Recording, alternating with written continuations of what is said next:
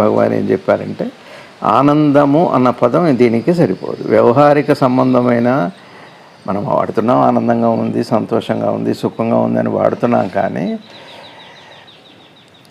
ఇట్లా ప్రాప్తాలతో వచ్చే సంతోషం కానీ ఆనందం కానీ ఆనందం అనే పేరుతో కాకుండా సంతోషం అనే పేరుతో వాడితే బాగుంటుంది.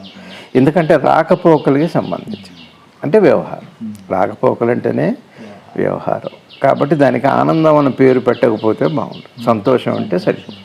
ఇక్కడ స్పష్టంగా భగవాను ఆనందానికి సంతోషానికి పదాల్లో ఉన్న తేడా చెప్పారు.